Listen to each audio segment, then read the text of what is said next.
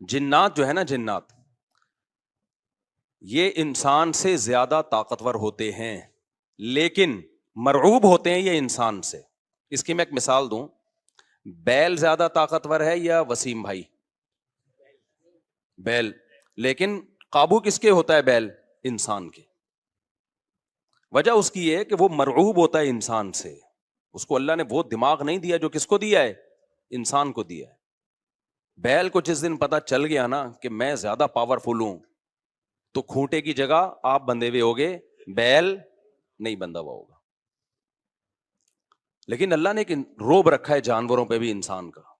گدھے کو دیکھو، چلتے رہو، وہ منہ نیچے کر کے لوڈ اٹھا کے چلتا رہے گا. اس کو احساس ہی نہیں ہوتا کہ میری ایک لات کا مار ہے یہ بندہ جو بیٹھا ہوا ہے نا میرے اوپر، تھوڑا سا یوں کیا اور ایک کھسکایا، اٹھا کے گرے گا ہی.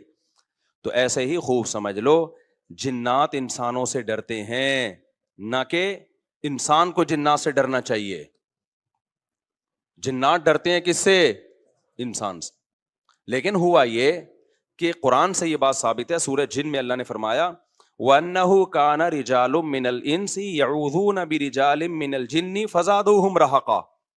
جنات انسان پہ سرکش ہو گئے، شرارتیں کرنے لگے. ادھر سے بندہ اٹھا کے ادھر کر دیا، ادھر سے اٹھا کے. ایک صحابی کو جن اٹھا کے لے گئے تھے. حضرت عمر رضی اللہ تعالیٰ عنہ کے دور میں ایک خاتون کا شوہر گم گیا، تو اس کی بیوی آئی حضرت عمر کے پاس کہ میرا میاں ہے ہی نہیں، پتہ نہیں کہاں گیا. حضرت عمر نے 4 سال کے بعد نا اس خاتون کا نکاح فسخ کرا دیا. یہ امام مالک کی دلیل ہے کہ 4 سال کے بعد نکاح فسخ ہو سکتا ہے. امام ابو حنیفہ کے جو فتوے ہیں نا، زیادہ تر انہوں نے حضرت علی اور عبداللہ بن مسعود کو فالو کیا ہے. وجہ اس کی یہ کہ وہ کہتے تھے کہ یعنی جو اس بارے میں حناف کہتے تھے حضرت علی نے تینوں خلفاء کا زمانہ بھی دیکھا ہے اور نبی کا زمانہ بھی، تو ان کا علم باقی تینوں خلفاء سے زیادہ ہے. اس لیے فقہ حنفی میں حضرت علی اور عبداللہ بن مسعود کو بہت ترجیح دی گئی ہے. جہاں ٹکراؤ ہوتا ہے نا باقی خلفاء اور سیدنا علی میں، تو وہ ترجیح کس کو دیتے ہیں؟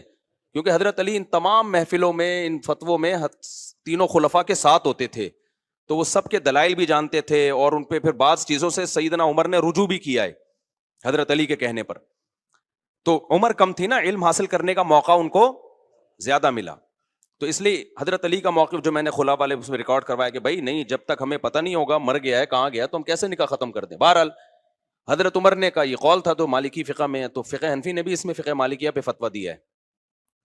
تو 4 سال ان کو انہوں نے نکاح کیا کرا دیا، حضرت عمر نے ختم کرا دیا. وہ بندہ آ گیا تھوڑے دنوں میں، تو روایت میں آتا ہے حضرت عمر خوفزدہ ہو گئے نا. ٹھیک ہے بھائی، ایک بندہ کہہ رہا ہے میری بیوی آپ نے کسی اور کو کیسے دے دی. وہ جلاتی ہیں مرچیں، ٹوٹکے کرتی ہیں نا، اور بچہ ٹھیک ہو جاتا ہے. واقعی ٹھیک ہو جاتا ہے، لیکن پتہ ہے کیوں؟ شیطان کو پتہ ہوتا ہے کہ اس بچے کی ماں کا ایمان کامل نہیں ہے، یہ ٹوٹکوں پہ یقین کرتی ہے، لہذا شیطان نا بچے کو چٹکیاں مار مار کے رلاتا ہے.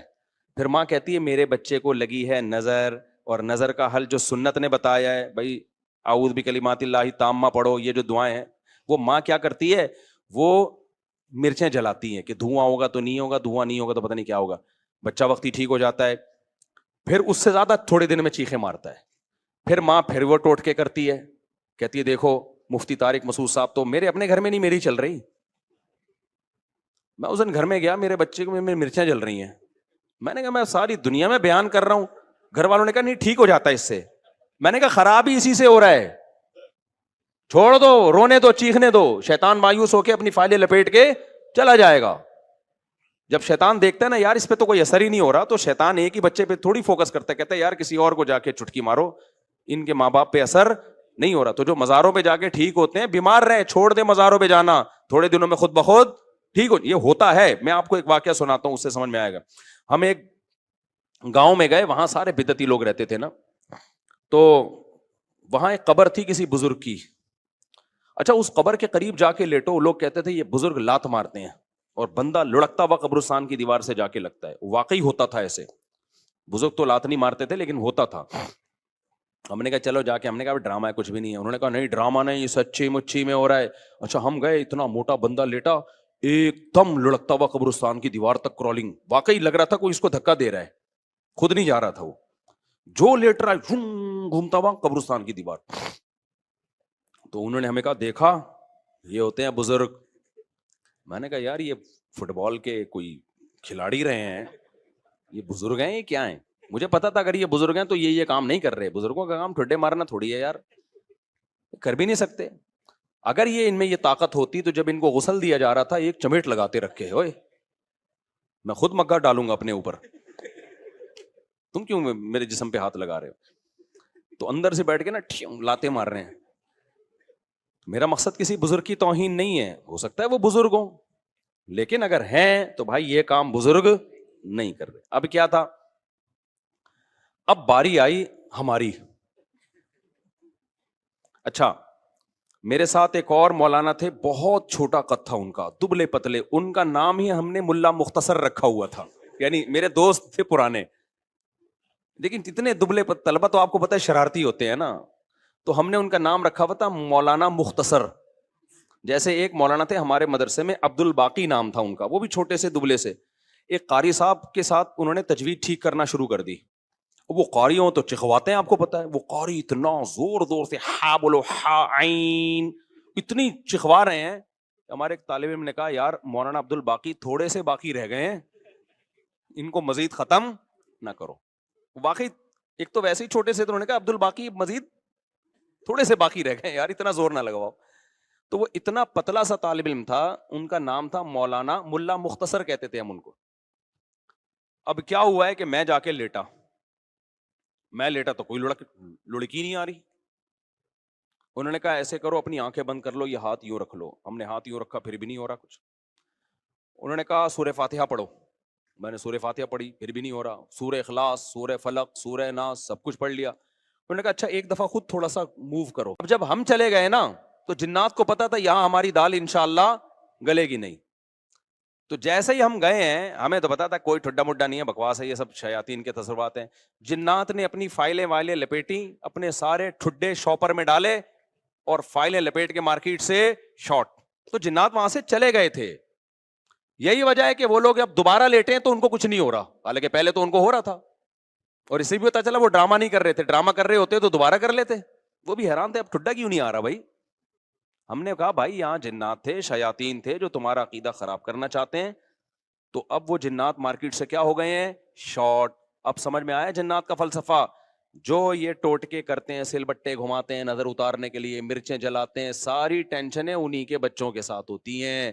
اور جو یہ حرکتیں نہیں کرتے ان کے بچوں کے ساتھ یہ ٹینشنیں نہیں ہوتی. جو جادو ٹونوں پہ زیادہ بلیو کرتے ہیں، ٹونے کے اثر بھی کس پہ ہوتے ہیں، انہی پہ. جو کہتے ہیں تیرے باپ میں دم ہے تو تعویذ لا کے رکھ دے کچھ بھی نہیں ہوگا، ان پہ واقعی کچھ بھی نہیں ہوتا. تبھی تو میں عاملوں کو کہتا ہوں ابے تم نے اتنے جنات جلا دیے، اتنے مار دیے، 8-10 جنات ہمارے سامنے بھی لے آؤ بھائی. اور تم مجھے دھمکیاں کیوں دیتے ہو، یہ کر دیں گے وہ کر دیں گے. تم دیکھو اونٹ نے ایک بندے کو یوں اٹھا کے نا یوں رکھ دیا تھا ذبح سے پہلے، تو جنات بھی یوں اٹھا کے کیا کر دیں، مجھے یوں کر دیں.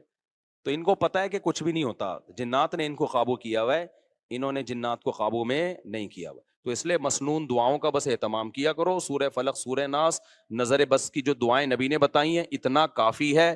اس سے آگے اگر بڑھنے کی کوشش کی تو جنات سے حفاظت نہیں ہوگی.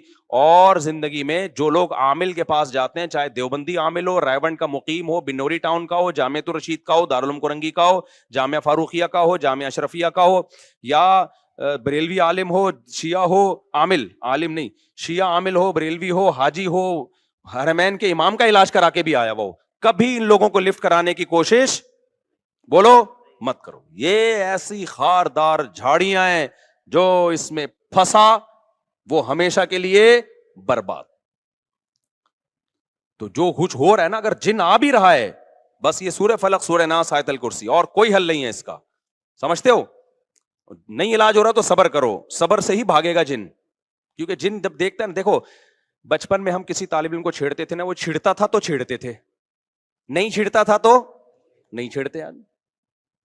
تو جن بھی کہتے ہیں جب یہ چھیڑ ہی نہیں رہا اس کو تنگ کر رہا ہوں، چلو بھائی پتلی گلی سے یہاں سے نکلو. اور جب دیکھتے ہیں نا ٹینشن لے رہا ہے، کبھی ادھر علاج، کبھی ادھر علاج، کبھی وہ عامل، کبھی وہ عامل، پھر جن کہتا ہے بھائی یہ جگہ بہترین سوٹیبل ہے، یہاں اگر مجھے کرایہ دے کے بھی رہنا پڑے تو رہنا چاہیے. تو بیوی پہ جن آئے تو خود ہی نمٹے گا وہ. ٹھیک ہے نا. آگے چلتے ہیں بھائی جلدی سے، بس 2 منٹ میں بات کو سمیٹ کے ختم کرتا ہوں. تو جنات نے نبی صلی اللہ علیہ وسلم کے پاس، جب جنات کی ایک ٹولی گزر رہی تھی نا، تو انہوں نے نبی صلی اللہ علیہ وسلم کو فجر کی نماز میں قرآن پڑھتے ہوئے سنا, اتنا خوش ہوئے. انہوں نے کہا یار یہ تو وہی کلام ہے جو موسیٰ علیہ السلام پر تورات نازل ہوئی تھی, اور یہ تو توحید کی دعوت دے رہا ہے. تو توحید کی دعوت کا سن کے جنات خوش ہو گئے. اس سے پتہ چلتا ہے توحید انسانی فطرت ہے. جو بھی توحید کا سنتا ہے دل اس کا باغ باغ, اور اگر دل توحید سن کے باغ باغ نہیں ہو رہا, اس کا مطلب فطرت کیا ہو گئی ہے, چینج. جیسے کوئی مرد 4 شادی کرے نہ کرے سن کے خوش تو ہوتا ہے نا, لیکن اگر کوئی مرد 4 شادیوں کا تذکرہ سن کے ہی غصہ آ رہا ہے, اٹ مینس کوئی پرابلم ہے. کرے نہ کرے وہ الگ مسئلہ ہے. ٹاپک ایسا ہے کہ بوڑھے بھی خوش ہوتے ہیں, جوان بھی خوش ہوتے ہیں. جب تک احتجاج نہیں کرو گے نا, ان کے خلاف نکلو گے نہیں, ان کے گھروں کو گھیرو گے نہیں, دھرنے مار کے بیٹھو گے نہیں نا, بددعائیں 27ویں رات کو اٹھ کے ریکارڈ کروا کے نہیں دو گے, اس وقت تک کراچی کے مسئلے حل ہونے والے. کیونکہ ہماری گورنمنٹ کو پتا ہے کہ ان سے بڑا بےغیرت, کراچی والوں سے بڑا بےغیرت اس کائنات میں کوئی ہے نہیں. تو ان بےغیرتوں کو کوٹتے رہو, پیٹتے رہو, یہ اسی کام کے لیے بنے ہیں یہ. تو باقی بڑے بےغیرت ہیں, میں حکمرانوں کو برا نہیں کہتا, قسم اٹھا کے کہا جا سکتا ہے کہ کراچی والوں سے بڑا بےغیرت مجھ سمیت کوئی بھی نہیں ہے. تو ہماری قسمت میں ہے, مرتے رہو, جنازے اٹھتے رہیں گے. کبھی کوئی بددعا فلسطین اسرائیل کے خلاف بددعائیں دے رہے ہیں, دینی چاہیے. ان بےغیرتوں کے خلاف بھی تو بددعائیں دو یار. یار ہم نے یہ چیزیں برداشت کی ہیں, گٹر کے ڈھکن نہیں ہے. گٹر ہماری مسجد کے باہر سے 4 سال سے گٹر ابل رہا ہے, 4 سال. کئی دفعہ ہم نے اپنے خرچے پہ صاف کروایا, پھر بھی ابل رہا ہے. کسی سندھ گورنمنٹ کے کسی بندے کو توفیق نہیں آ کے, یار کتنے نمازی آ رہے ہیں گٹر کے پانی سے گزر کے آ رہے ہیں, وہ سب شکایتیں کر رہے ہیں. کوئی مسجد کمیٹی کو برا کہہ رہا ہے, کوئی کس کو برا کہہ رہا ہے, تو سب یہی کر رہے ہیں. بھائی مسجد کمیٹی کہہ رہی ہے ہمارا کیا قصور ہے یار, ہم کتنی دفعہ صاف کروائیں, اور ایک گٹر ہو تو صاف کروائیں نا, پوری گلی کے آپ دیکھ لو حال جا کے. ہم نے پھر بھی برداشت کر لیا. لیکن یار انسانی قتل کون برداشت کر سکتا ہے؟ ہر دن 4 6 5 10 جوان موتیں کراچی میں ہو رہی ہیں, جوان موتیں. جن کے گھروں میں جنازے اٹھتے ہیں ان سے جا کے پوچھو کیا حال ہوتا ہوگا. لیکن یہ قوم بے حس ہے, یہ سڑکوں پہ نہیں نکلے گی. اس کی قسمت میں ہے کہ پٹو مرو, تمہاری قسمت میں ہے یہ. تو بھائی نکلو, جا کے گھیرو یار ان حکمرانوں کے گھروں کو گھیرو. بولو بغیر تو یہ انسان ہے, یہ گدے گھوڑے نہیں یہاں پہ رہتے ہیں. جب میں مسجد سے نکلتا ہوں نا, پھر خبر آتی ہے 2 بندے آج وہاں قتل کر دیے, 3 بندے, اور سارے اپنے ریلیٹیو ہوتے ہیں. کوئی فلانے کا فلاں جاننے والا, کوئی اس کا. یہ دنیا کے کسی ملک میں ایسی دھاندلی ہوتی ہے کہ یار, دنیا کے کسی ملک میں یہ بغیرتی ہوتی ہے؟ تو مارے کھاتے رہو, مرتے رہو. بھی پرسوں جماعت اسلامی کے کسی کارکن کو شہید کر دیا. کتنے نیک آدمی تھے وہ, کتنے ان کے چہرے پہ کیسی رونق تھی. کیا گھر میں ان کے کوہرام مچا ہوا ہوگا یار. ذرا سی بات پہ بندہ مارنا ان کے لیے. پچھلے سال سویڈن سے ایک میاں بیوی کا جوڑا آیا ہوا, بچہ چھوٹا ساتھ میں, سویڈن سے چند دنوں کے لیے آئے تھے وہ کراچی. بیوی کے سامنے جوان شوہر کی لاش تڑپ رہی تھی. بچے پہ کیا گزرے گی جو اپنے باپ کو اس طرح سے مرتا ہوا دیکھے گا. تو انتظار کرو اپنی باری کا, اور کچھ بھی نہیں ہے. اور ایسی بے حس قوم ہے نا, جو مرتا ہے وہ بھی احتجاج نہیں کرتا, اس کے بھی رشتہ دار آرام سے بیٹھے ہوئے ہوتے ہیں. یار سوشل میڈیا پہ ایک طوفان کھڑا کر دو, گالیاں دو ان حکمرانوں کو. سوشل میڈیا پہ گالیوں کا نا ایک سلسلہ شروع کرو, تو اس کے بعد شاید یہ بےغیرت تھوڑا سا ہل جائیں. یہ نہیں ہلیں گے بھائی, کیونکہ ان کا کوئی بندہ, یہ تو پوری گاڑیوں کے ساتھ گاڑوں میں گھومتے ہیں, ان کو تھوڑی کوئی مسئلہ ہوگا. ان کے تو پورے آپ کو پتا, یہ انہی کے بندے تو ہوں گے جو مار رہے ہیں. پولیس کو آپ برا نہیں کہہ سکتے, پولیس کے بس میں جتنا ہے پولیس کر رہی ہے. میں تو پولیس والوں سے بھی ملا ہوں بھائی, ان کے تو پھر بھی جتنا ان کے بس میں ہے وہ کر رہے ہیں. ان کے اختیارات محدود ہیں. کتنے پولیس والے ڈاکوؤں کو مارنے پر جیل کی سلاخوں کے پیچھے چلے گئے, کتنے پولیس والے چلے گئے. قانون آپ کا ایسا ہے, اس لیے دباؤ ڈالو ان لوگوں پر کہ اختیارات کس کے حوالے کرو, کراچی کے رینجرز کے حوالے کر دو. کم از کم ایک ریلائبل ادارہ تو ہے نا, اس کو اختیارات دے دو بھائی پورے. ہمیں سول گورنمنٹ نہیں چاہیے, لعنت بھیجتے ہیں اس گورنمنٹ کے اوپر. ہر دوسرے دن یار کوئی بندہ مر رہا ہے, کوئی قتل ہو رہا ہے, غزہ بنایا ہوا ہے تم لوگوں نے کراچی کو. تو اختیارات کوئی آوازیں نہیں اٹھا رہا اس پہ. میں جب چیختا ہوں, جب میں دیکھتا ہوں یار ایک بندہ تو بولے نا, ایک بندہ تو بولے. چینی مہنگی ہوتی ہے پورا کراچی چیخ اٹھتا ہے, آٹا مہنگا ہوتا ہے پورا کراچی. یار انسان کا خون سستا ہو رہا ہے, اس پہ آپ اتنے خاموش ہو. سوشل میڈیا پہ کوئی آواز ہی نہیں اٹھا رہا. جتنی لاشیں ہیں نا, وہاں میڈیا کو چاہیے پہنچے, ان لاشوں کو کی ویڈیو بنا کے یوٹیوب پہ ڈالے, سوشل میڈیا پہ ڈالے, انسٹاگرام پہ ڈالے, ٹک ٹاک پہ ڈالے, اور سندھ حکومت کو لعنتوں کے ساتھ ڈالے کہ یہ ہے یہ حکمران جو ہمارا یہ حشر کر رہے ہیں. اس کے بغیر نہیں ہوگا. تو مجھے بہت اب آج کی بات ہے نا, ابھی تراویح کے لیے ہم آ رہے تھے, پھر وہ ہمارے گارڈ نے بتایا کہ یار میرا پرانا نمازی تھا اور پچھلے سال اس نے کہا تھا کراچی میں رہتا ہوں, اگلے سال کا مجھے کوئی بھروسہ نہیں ہے. یہ اس کے الفاظ تھے کہ اگلے سال میں تراویح پڑھ سکوں گا نہیں پڑھ. اس بیچارے کو کیا پتا تو رمضان میں ہی تجھے قتل کریں گے. تو یہ ہو رہا ہے میرے بھائی حساب, اور یہ ہم ہی ہیں اس قابل کو ہونا چاہیے ہمارے ساتھ ایسا, سمجھ رہے ہو.